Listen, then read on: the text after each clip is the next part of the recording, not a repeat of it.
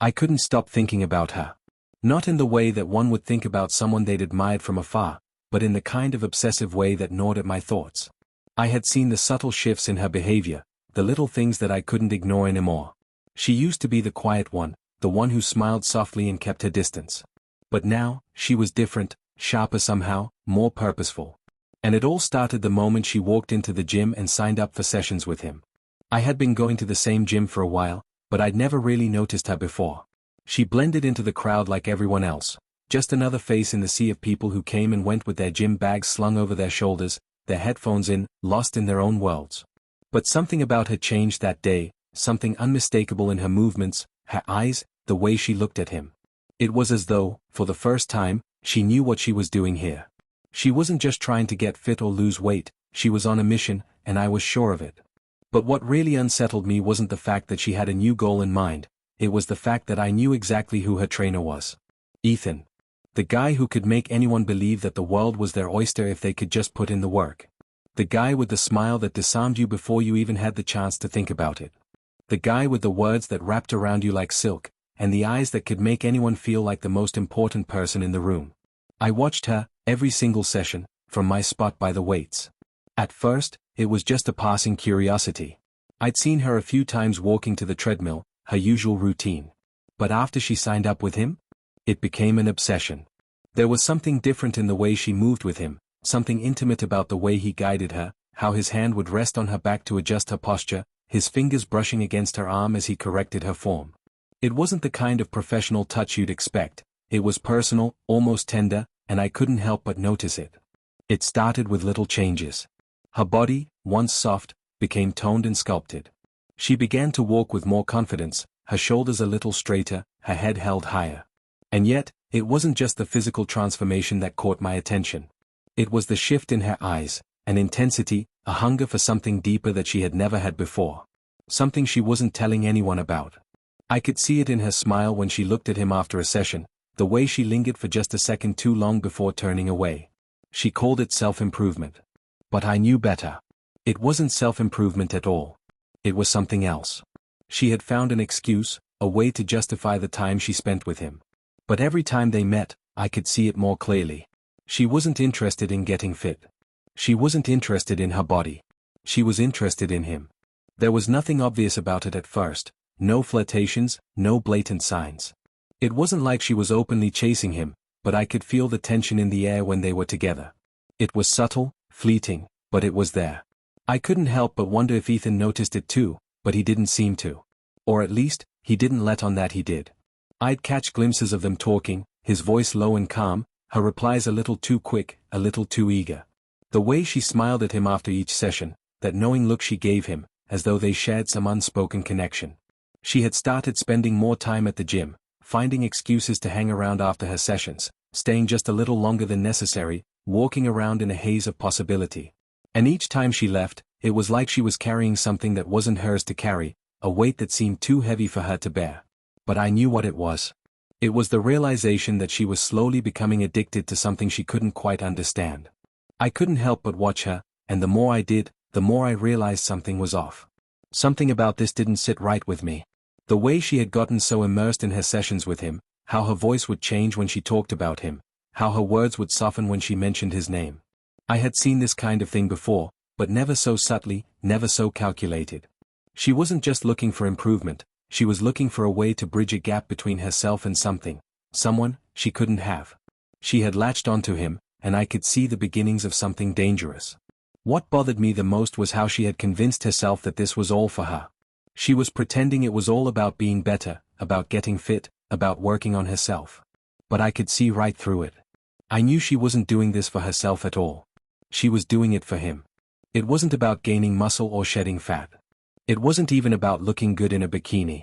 It was about the way he made her feel, how she became the center of his attention, how his touch lingered just a little too long, how his words made her feel like she was the only person in the world who mattered at that moment. She thought she was being clever, hiding behind this idea of self-improvement. But I could see the truth.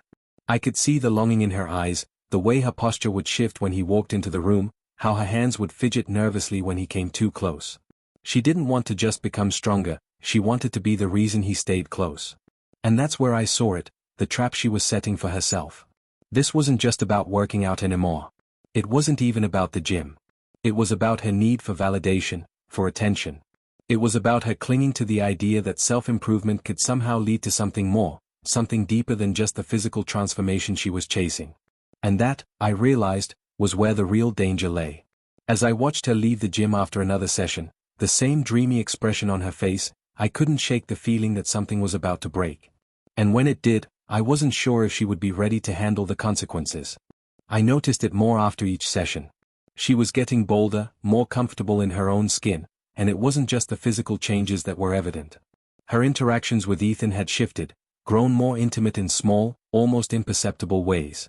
She'd been coming to the gym religiously, now spending hours there. It wasn't just a workout anymore, it was a social ritual. I could feel her presence in the room even when she wasn't in my line of sight, and every time she entered, I couldn't help but glance over. It wasn't just about the way she looked anymore. It was the way she carried herself, the confidence, the quiet but palpable sense that she was someone important. I didn't want to admit it, but I found myself looking at her more than I should. I couldn't help it. She wasn't the same person she was before. She was glowing in a way that seemed almost too perfect to be natural. Every time I caught a glimpse of her and Ethan together, I felt something shift inside me, something that made me uncomfortable, even though I couldn't name it.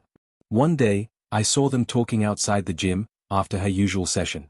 The way her hands were fidgeting with the straps of her bag, the way she tilted her head when she laughed at something he said, it was something more than just casual conversation. Their chemistry, though unspoken, was undeniable. It was like they had this unspoken rhythm between them, a dance that nobody else seemed to notice, but I did. She wasn't just a client anymore. I couldn't deny that something was beginning to develop, something deeper, more personal than just a trainer-client dynamic. The small things were what gave it away. The way she smiled after every compliment he gave her, or how she would catch his gaze just a fraction too long before she looked away. I had seen that look before, the way she lingered just a little too long in the moments when they were together.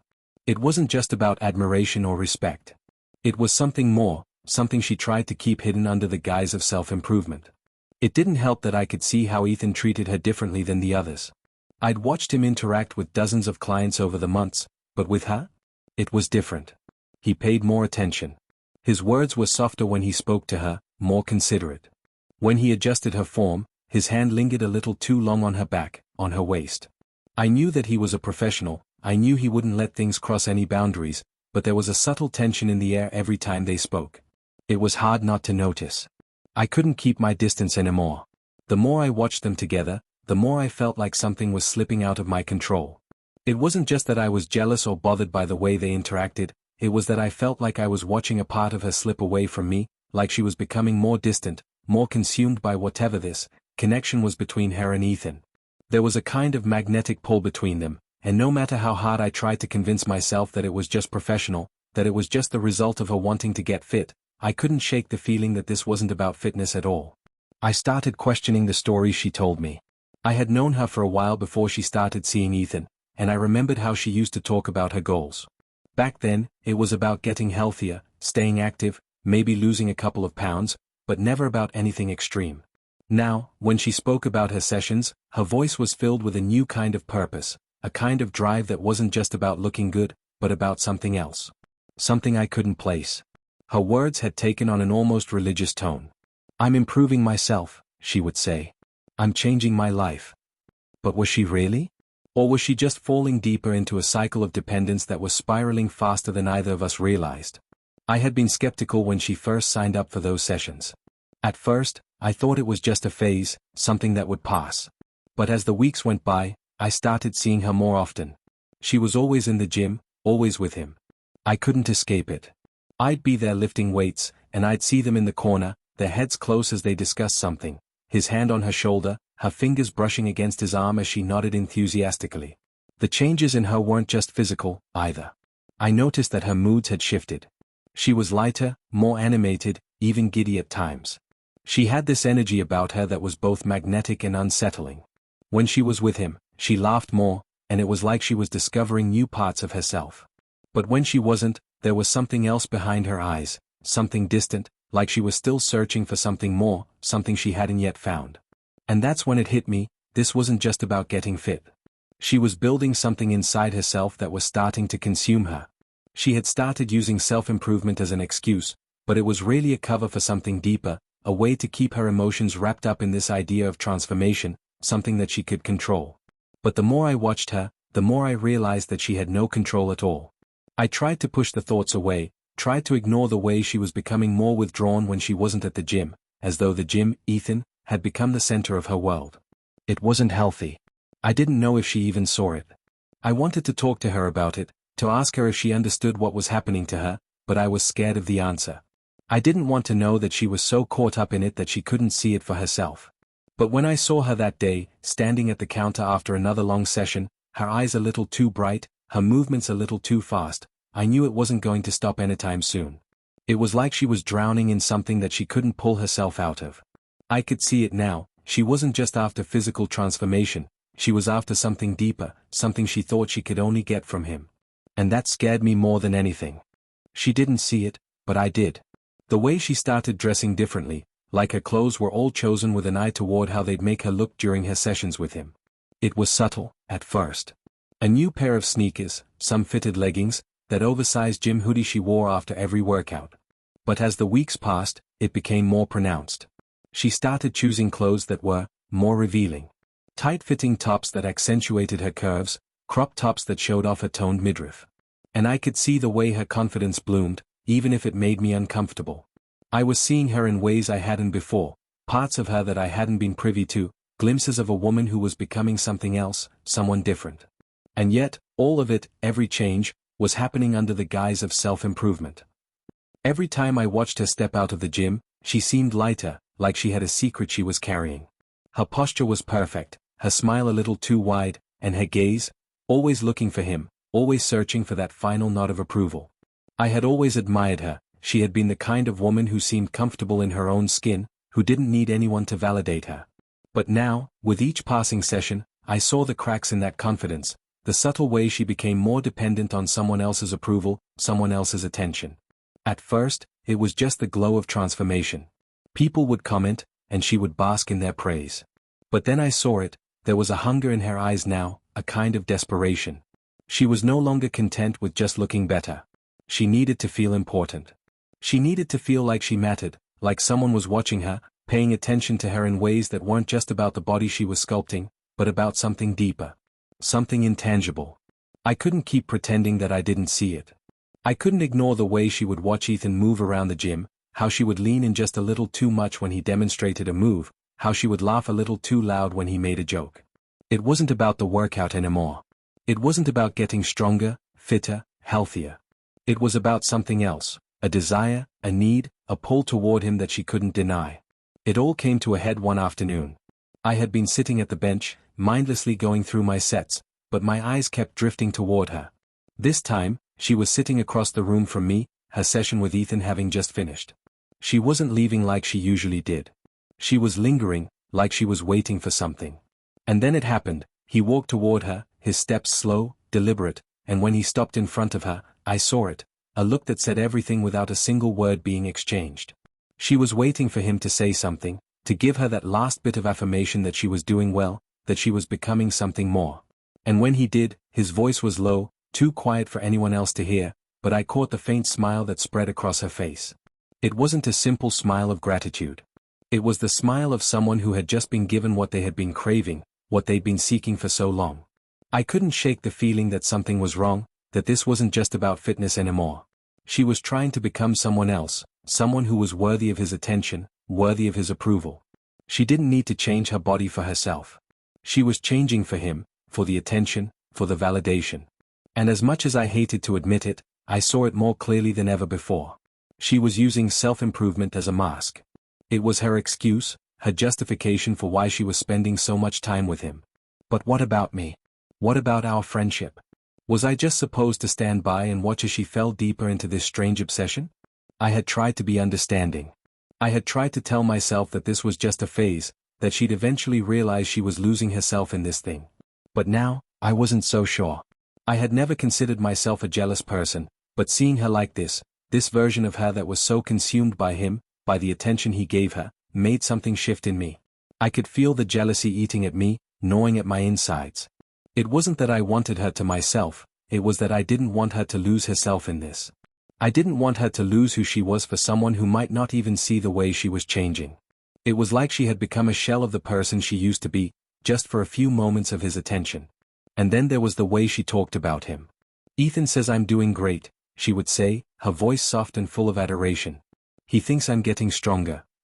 It wasn't just about the workout anymore. It was about her need to impress him, to live up to his standards, to make sure that he saw her as something more than just a client. She hadn't always been this way. She hadn't always needed anyone else to define her worth. I remembered a time when she didn't care what anyone thought. She was the kind of person who did things for herself, who worked hard because she wanted to, not because someone was watching. But now? Now, she was caught in this cycle, caught in the web of his praise, his encouragement, and the dangerous pull of wanting more, of needing more from him. I couldn't help but wonder if Ethan knew what was happening. Was he aware of the effect he was having on her? He was such a professional, so focused on his clients' results, but I couldn't ignore the way he looked at her when they spoke. His attention was more intense with her than it was with anyone else. He was careful, gentle, but there was something in the way he smiled at her that made me uneasy. Was he aware that she was hanging on every word he said? Or was he just oblivious, too caught up in the job to see how much she needed him? I tried to push the thoughts away, to ignore the growing pit in my stomach. But the more I watched, the more I couldn't deny it. She was falling for him. She was drowning in something that wasn't real, something that was built on praise and touch, not on true connection. She wasn't improving herself for her own sake anymore. She was improving herself to be someone he would notice, someone he would see as worthy. And that was the part that scared me.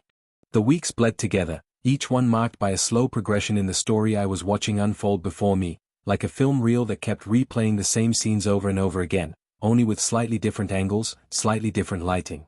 It became harder and harder to deny the truth that had been hanging in the air for so long, thick and undeniable, like smoke from a fire that I had been too afraid to confront.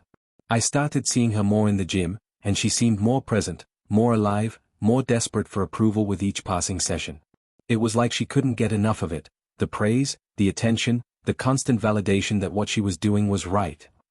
She'd come in after her sessions with Ethan, her face flushed from the workout, and there would be a kind of satisfaction in her eyes, but also a vacancy, a sense of longing that was becoming impossible to ignore. It wasn't just her body that had changed. It was her personality, her demeanor. She wasn't the woman I had known, the confident, self-assured, independent woman who once lit up a room with her presence. Now, she was tethered to something else, something heavier. I had seen that same look before, in people who were obsessed, consumed by something they couldn't break free from. But she didn't see it. She couldn't see it. And maybe I didn't want her to. If she saw it, if she understood what was happening to her, would it mean the end of this chapter? Would she even care? I wasn't sure what hurt more, the fact that I knew something was wrong, or the fact that she didn't seem to care anymore. She was changing for him. And no matter how hard I tried to ignore it, I could no longer convince myself that this was just about self-improvement. It was about him. The way she would smile whenever she talked about him, the way her eyes would glisten when she mentioned his name, it wasn't about fitness. It was about something more. One afternoon, after an unusually long workout session, I saw them together again. This time, I didn't look away. I couldn't. They were in the corner of the gym, standing close, talking quietly to each other, the way two people do when they have something private between them, something unspoken. I watched her laugh, that laugh of hers that used to be so carefree, but now it had a different tone, a deeper, more secretive one. Her hand rested lightly on his arm, and I saw the way he responded, his hand brushing over hers in a way that lingered a fraction too long. A small, electric moment passed between them, and I felt it, too, the shift in the air, the shift in her. It wasn't just a client-trainer relationship anymore. It was something more intimate, something more dangerous. I was no longer an outsider. I had crossed the line, too. I was watching them, watching her, in a way that I shouldn't. My eyes followed her movements, the way she would look up at him when he spoke, the way she would lower her gaze in what I now realized was a kind of submission to his attention, to his approval. It wasn't just about the physical changes in her body. It was about her mind, her heart, her sense of self, all of it tied up in him. He was no longer just a personal trainer. He was the key to her transformation. The key to her worth. That realization hit me like a slap in the face. I had known something was off, but now it was undeniable. She wasn't just training to get fit. She wasn't training for herself anymore. She was training to become someone she thought he would love, someone he would praise, someone he would choose.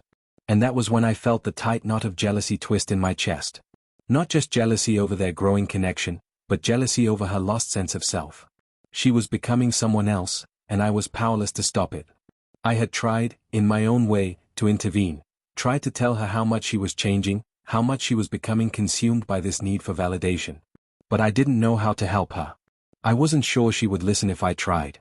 It wasn't just the physical changes anymore, either. It was the way she spoke.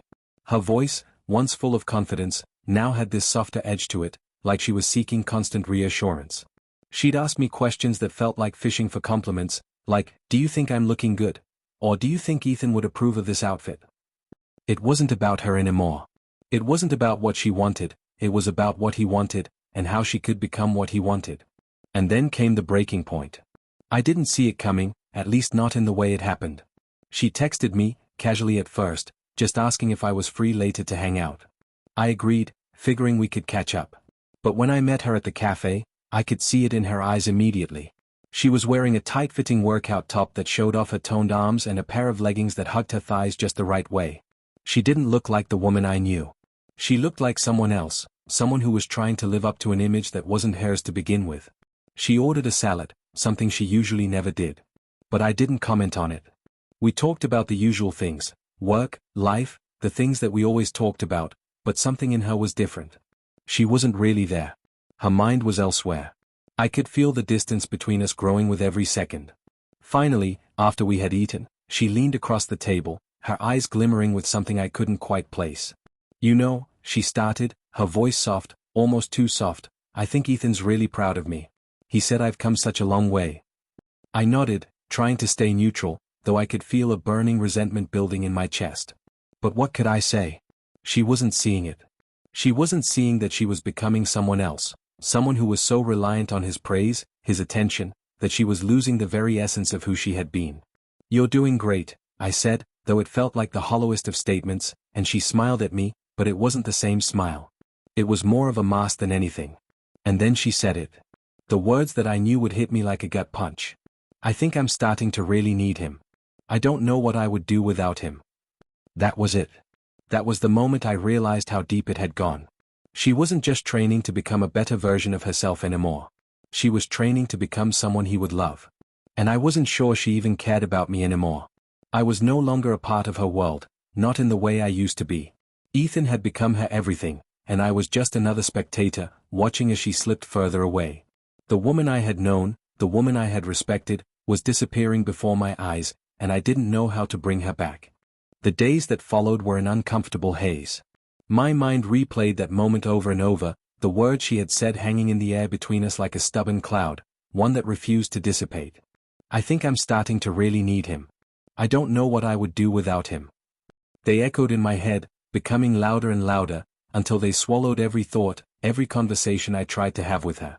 I tried to fight it. I tried to push the reality away, but it was impossible. She wasn't the person I had known. She wasn't even pretending to be that person anymore. Her laughter, her opinions, the way she carried herself, it was all becoming a reflection of him. Ethan had taken up permanent residence in her world, in her life, in the space where I used to be. And I was left, trying to catch my breath as I watched from the sidelines, a stranger to the woman I had once shared so much with. But no matter how many times I tried to convince myself to let it go, there was this gnawing feeling deep inside that I couldn't shake off. I was angry, no, furious, at Ethan, at her, at the entire situation. But more than that, I was heartbroken. Heartbroken that I had been so blind to the gradual changes, heartbroken that I had been so careful, so afraid to address the reality of what was happening. Now it was too late. She had already made her choice, and I had to accept it, even if I didn't want to. I decided to confront her. The need to know, to truly know, what was going on had become an itch I couldn't ignore anymore. If I didn't speak up now, I would never get the chance again. I couldn't live with the uncertainty, with the image of her slipping away into someone else's hands. The tension in the air was thick when we met again, at the same cafe. She seemed different today, though. Maybe it was the look in her eyes, the almost defensive way she held herself. She had come to the table with that same tight-fitting workout gear, looking like she had just finished a session with Ethan, her expression almost too controlled. But the real difference was how she was sitting. She wasn't leaning across the table, as she usually would, eager to talk. She was sitting back, almost as if she were waiting for something. I didn't waste time with small talk this time. There were no pleasantries. No getting straight to the point, just like we used to. I needed to understand, to hear it from her own lips. The truth. "I need to ask you something," I said, my voice colder than I intended. She looked at me, tilting her head slightly, like she could already sense what was coming. She didn't interrupt, just waited for me to continue. "What exactly is going on between you and Ethan?" The question hit her like a punch. I saw her flinch, her lips part slightly, like she was trying to find the right words.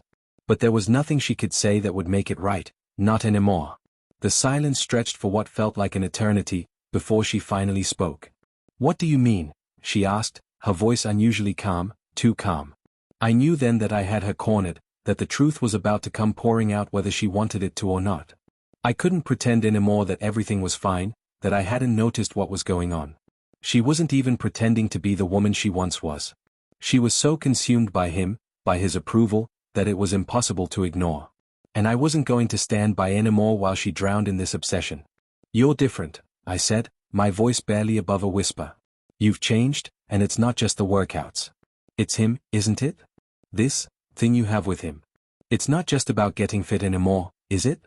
It's about him. It's about needing him. Needing his attention, his praise." Her eyes flickered, and for a brief moment, I saw the vulnerability, the truth, hiding just beneath the surface. But she quickly masked it, pulling herself together like she had done countless times before. She wasn't going to admit it, not out loud, not where I could see it. "I'm just doing what I need to do for myself," she said, the words coming out mechanically, rehearsed, as if she had been practicing them for days. "I'm working on myself. That's all. Ethan's just helping me." I could feel the sting of those words, and for a split second, I almost believed her. But I knew it wasn't true. The woman who had once fought for her independence, who had prided herself on being her own person, wasn't the same anymore. She had become someone else, someone defined by the approval of a man who didn't see her the way I did.